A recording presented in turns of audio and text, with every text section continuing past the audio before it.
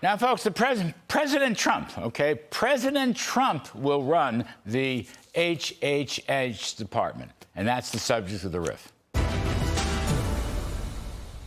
So all eyes are on Robert F. Kennedy Jr. today in his hearing before the Senate Finance Committee to become Secretary of Health and Human Services. People on the left and the right have taken potshots of Mr. Kennedy over his past statements down through the years.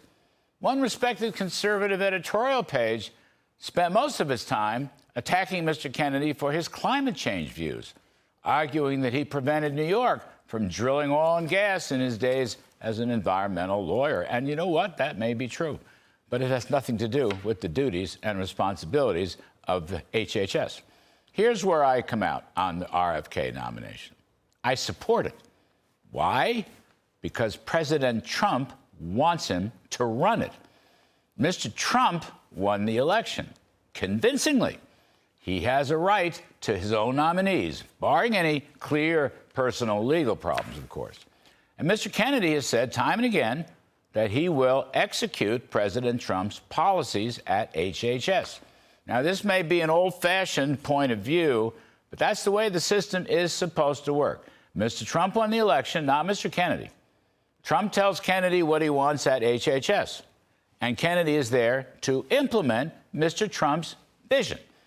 Things he said years ago and has now backed off, autism, vaccinations, and so forth, unimportant, doesn't matter.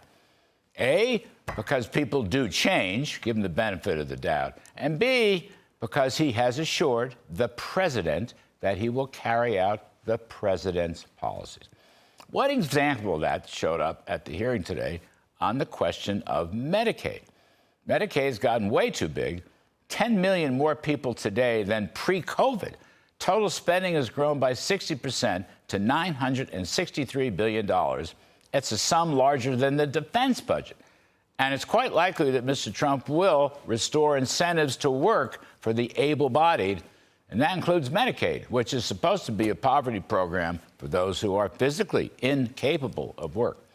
Mr. Kennedy addressed his desire to reform and reduce Medicaid as per President Trump's policy. He said it several times during the hearing. Here's one of them. Take a listen, please. Our ship is sinking. Our 60% increase in Medicaid over the past 4 years is the biggest budget line now, and it's growing faster than any other. We have the highest chronic disease burden of any country in the world. This is an existential threat economically, to our military, to our health, to our sense of well-being, and it is a priority for President Trump. And that's why he asked me to run the agency, and if I'm privileged to be confirmed, that's exactly what I'll do.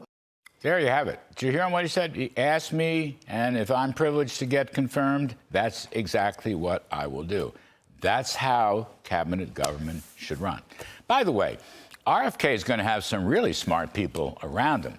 Sabarini Chatterjee, if I've said it right, he's going to run the National Institutes of Health. Marty McCary, well known to us on this show, who will run the Federal Drug Administration. These will be top-flight, grade A lieutenants who will assist Mr. Kennedy at HHS. And also, Kennedy emphasized time and again that he wants HHS to be completely transparent.